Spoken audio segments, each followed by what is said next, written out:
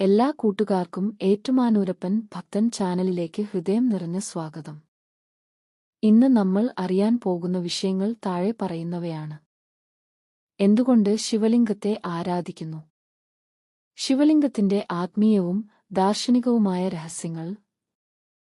ശിവലിംഗവും പ്രപഞ്ചശക്തിയും തമ്മിലുള്ള ബന്ധം. ജ്യോതിർലിംഗത്തിന്റെ പുരാണ രഹസ്യം. ശിവലിംഗാരാധന മനസ്സിനും ആത്മാവിനും നൽകുന്ന ശക്തി. ഓം നമഃശിവായ മന്ത്രത്തിന്റെ ആഴമുള്ള അർത്ഥം. പഞ്ചഭൂതങ്ങളും ശിവതത്വവും. രൂപത്തിൽ നിന്ന് അരൂപത്തിലേക്കുള്ള ആത്മീയ യാത്ര. ശിവലിംഗത്തിന്റെ ശാസ്ത്രീയവും ദിവ്യവുമായ വശങ്ങൾ. വീഡിയോ പൂർണ്ണമായി കാണൂ. മഹാദേവന്റെ അനുഗ്രഹം എല്ലാവർക്കും ലഭിക്കട്ടെ. ഓം നമഃശിവായ.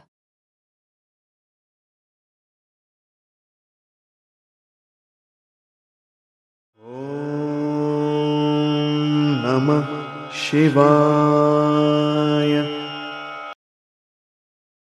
മുൻപ് ഒരു വീഡിയോയിൽ ശിവലിംഗത്തിന്റെ പ്രത്യേകതകളെപ്പറ്റി വീഡിയോ ചെയ്യാം എന്ന് ഞാൻ വാക്ക് തന്നിരുന്നു.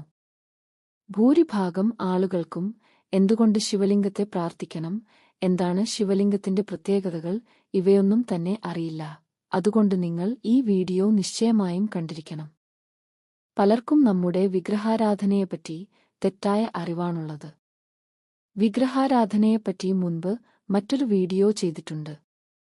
ലിങ്ക് കമന്റിൽ ഇട്ടിട്ടുണ്ട്. ഇനി നമുക്ക് വിഷയത്തിലേക്ക് കടക്കാം.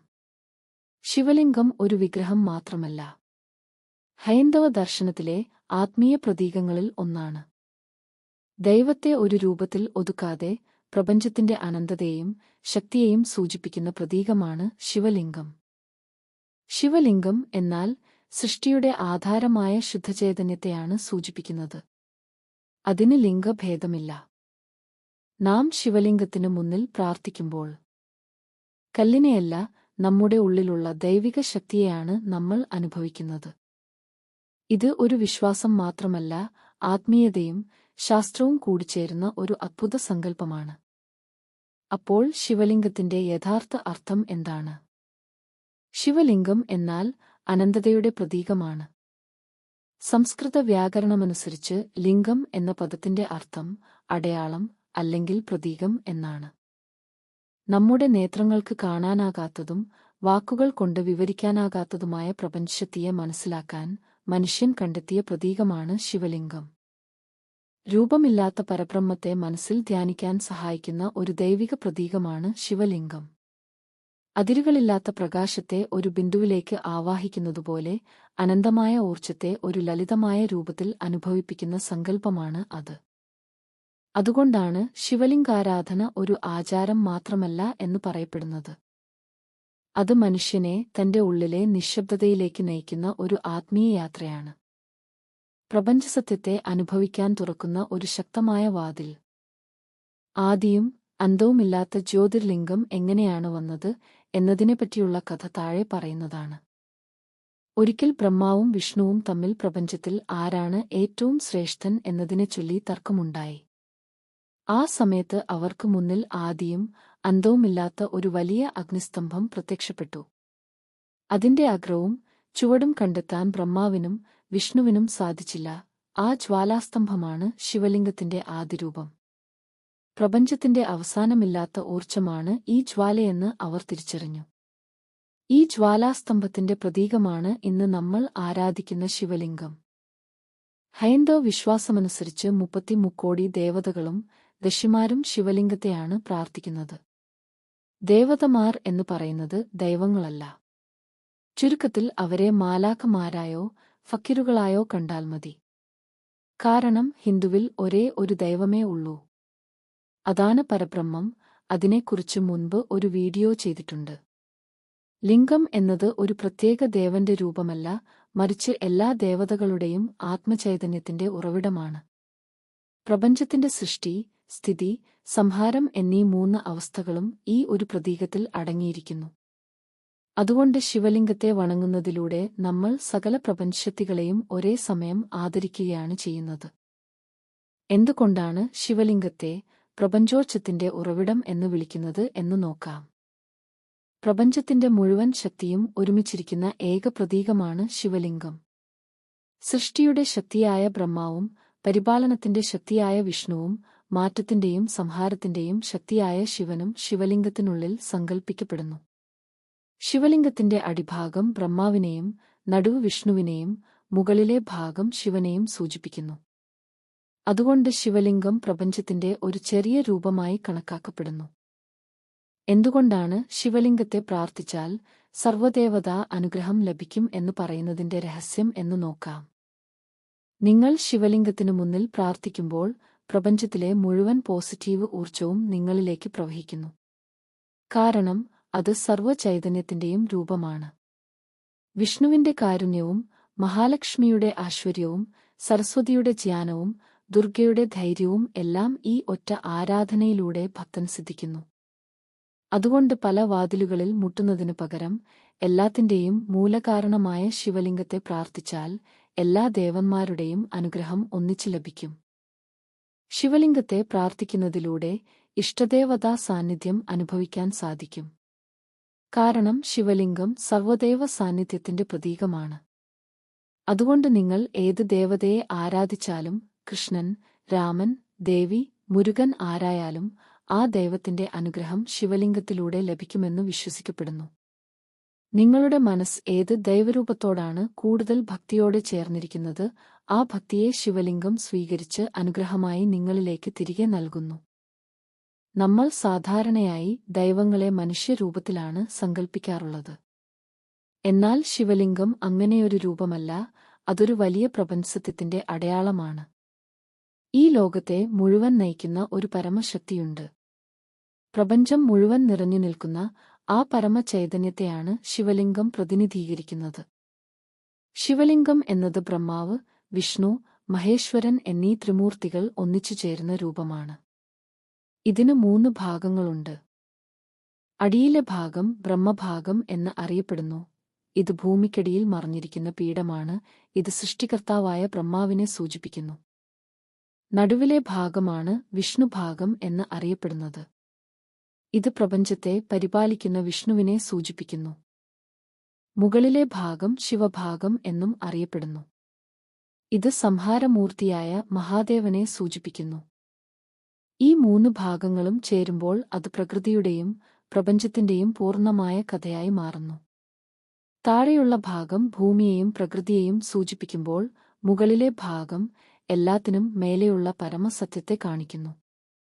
അതുകൊണ്ട് സൃഷ്ടിയും അതിന് കാരണമായ ശക്തിയും രണ്ടല്ല, ഒന്നാണ് എന്ന വലിയ ആശയമാണ് ശിവലിംഗം നമ്മെ പഠിപ്പിക്കുന്നത്. ശിവലിംഗാരാധനയുടെ ഏറ്റവും വലിയ പ്രത്യേകത അതിന്റെ ലാളിത്യമാണ്. വലിയ ആഡംബരങ്ങളോ വിലകൂടിയ വഴിപാടുകളോ ഭോജനങ്ങളോ ഒന്നും തന്നെ ആവശ്യമില്ല. ഒരു തുള്ളി ശുദ്ധജലവും ഒരു കൂവളത്തിലെയും മാത്രം മതി ആ പ്രപഞ്ചനാഥനെ പ്രീതിപ്പെടുത്താൻ. അതുകൊണ്ടാണ് മഹാദേവനെ അശുതോഷ് അഥവാ വേഗത്തിൽ പ്രസാദിക്കുന്നവൻ എന്ന് വിളിക്കുന്നത്. ഉള്ളിൽ കപടതയില്ലാത്ത ശുദ്ധമായ ഭക്തി മാത്രമാണ് ലിംഗപൂജയ്ക്ക് പ്രധാനം. ഇനി ലിംഗധ്യാനവും മനസ്സിന്റെ ഏകാഗ്രതയും തമ്മിൽ എങ്ങനെ ബന്ധപ്പെട്ടിരിക്കുന്നു എന്ന് നോക്കാം. ധ്യാനിക്കാൻ ഏറ്റവും അനുയോജ്യമായ രൂപങ്ങളിലൊന്നാണ് ശിവലിംഗം. ലളിതമായ രൂപമായതിനാൽ മനസ്സിന് അതിലേക്ക് എളുപ്പത്തിൽ ശ്രദ്ധ കേന്ദ്രീകരിക്കാൻ കഴിയും. പ്രത്യേക രൂപഭാവങ്ങളില്ലാത്തതിനാൽ ചിന്തകളുടെ അലച്ചിൽ കുറയുകയും മനസ്സ് ശാന്തതയിലേക്ക് നീങ്ങുകയും ചെയ്യുന്നു. ആത്മീയ ഏകാഗ്രതയും ഉള്ളിലെ സമാധാനവും നേടാൻ ലിംഗധ്യാനം വളരെ സഹായകരമാണെന്ന് വിശ്വസിക്കപ്പെടുന്നു. ഇനി ശിവലിംഗ പ്രാർത്ഥന കൊണ്ട് എങ്ങനെ ആന്തരികമായി ശുദ്ധി കൈവരിക്കാം എന്ന് നമുക്ക് നോക്കാം. നമ്മൾ ദിവസവും ശിവലിംഗത്തിനു മുന്നിൽ പ്രാർത്ഥിക്കുമ്പോൾ ഉള്ളിലെ അഹങ്കാരം, ദേഷ്യം, അസൂയ പോലുള്ള നെഗറ്റീവ് വികാരങ്ങൾ പതുക്കെ കുറഞ്ഞുവരുന്നു. പൊതുവെ ശിവലിംഗം ആത്മീയ ഊർജ്ജത്തിന്റെ ഒരു പ്രതീകമായി കണക്കാക്കപ്പെടുന്നു. ഭക്തിയോടെയുള്ള ആരാധന മനസ്സിനെ ശാന്തമാക്കുകയും ഹൃദയത്തെ ശുദ്ധീകരിക്കുകയും ചെയ്യുന്നു. ഒരു കണ്ണാടിയിലെ പൊടി നീക്കുമ്പോൾ മുഖം വ്യക്തമാകുന്നതുപോലെ മനസ്സ് ശുദ്ധമായാൽ നമ്മുടെ ഉള്ളിലെ ദൈവികതയും കൂടുതൽ വ്യക്തമാകുന്നു. ഏതു പ്രതിസന്ധിയിലും ആശ്രയിക്കാവുന്ന പ്രാർത്ഥന രൂപമാണ് ശിവലിംഗം. ജീവിതത്തിലെ വിഷമങ്ങളിലും പ്രതിസന്ധികളിലും നമ്മൾ ശിവലിംഗത്തിനു മുന്നിൽ പ്രാർത്ഥനയോടെ നിൽക്കുന്നു. നമ്മുടെ ദുഃഖങ്ങളും ഭാരങ്ങളും മഹാദേവന്റെ പാദങ്ങളിൽ സമർപ്പിക്കുമ്പോൾ മനസ്സിന് വലിയ ആശ്വാസം ലഭിക്കുന്നു. എല്ലാം നിന്റെ ഇഷ്ടം എന്ന സമ്പൂർണ്ണ ശരണാഗതി മനസ്സിനെ ലഘൂകരിക്കുകയും ഉള്ളിൽ സമാധാനം നിറയ്ക്കുകയും ചെയ്യുന്നു. ജീവിതഭാരങ്ങൾ ദൈവത്തിൽ അർപ്പിച്ച് വിശ്വാസത്തോടെ മുന്നോട്ടു പോകാൻ ശിവലിംഗം നമ്മെ ഓർമ്മപ്പെടുത്തുന്നു. ശിവലിംഗം എന്നത് ചുരുക്കത്തിൽ പ്രത്യാശയുടെ പ്രകാശഗോപുരമാണ്. ജീവിതത്തിൽ വിഷമങ്ങളും ഇരുളും നിറയുമ്പോൾ അത് പ്രതീക്ഷയുടെ വെളിച്ചമായി മാറുന്നു. എത്ര കഠിന സാഹചര്യങ്ങളായാലും ദൈവം നമ്മെ കൈവിടില്ല എന്ന വിശ്വാസം ലിംഗാരാധന നൽകുന്നു. ആ വിശ്വാസമാണ് മുന്നോട്ടു പോകാനുള്ള ശക്തിയാകുന്നത്. ശിവലിംഗം എന്നാൽ പ്രശാന്തതയുടെ ഉറവിടമായി അനുഭവപ്പെടുന്നു. ശിവലിംഗത്തിനു മുന്നിൽ ഇരിക്കുമ്പോൾ പലർക്കും ഒരു പ്രത്യേക ശാന്തത അനുഭവപ്പെടാറുണ്ട്. പുറംലോകത്തിലെ ബഹളങ്ങളിലും സമ്മർദ്ദങ്ങളിലും നിന്ന് മനസ്സിന് ഒരു വിശ്രമം ലഭിക്കുന്നതുപോലെ തോന്നും. ഭക്തിയും ധ്യാനവും മനസ്സിനെ ശാന്തമാക്കാനും സമ്മർദ്ദം കുറയ്ക്കാനും സഹായിക്കുന്നുവെന്ന് പല പഠനങ്ങളും സൂചിപ്പിക്കുന്നു. ആത്മീയത നൽകുന്ന ഏറ്റവും വലിയ അനുഗ്രഹങ്ങളിൽ ഒന്നാണ് ഉള്ളിലെ സമാധാനം. ശിവലിംഗം സ്നേഹത്തിന്റെ പ്രതീകമാണ്. ഭക്തി ഭയമല്ല, അത് സ്നേഹമാണ്.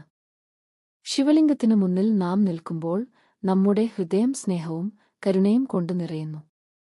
ആ ഭക്തി എല്ലാ ജീവജാലങ്ങളെയും ഒരുപോലെ കാണാൻ നമ്മെ പഠിപ്പിക്കുന്നു. സ്നേഹത്തിന്റെ ഉയർന്ന രൂപമായ ഭക്തിയുടെ പ്രതീകമാണ് ശിവലിംഗം. എങ്ങനെയാണ് ലിംഗാരാധന ഭക്തനെ സംരക്ഷിക്കുന്നത് എന്ന് നോക്കാം.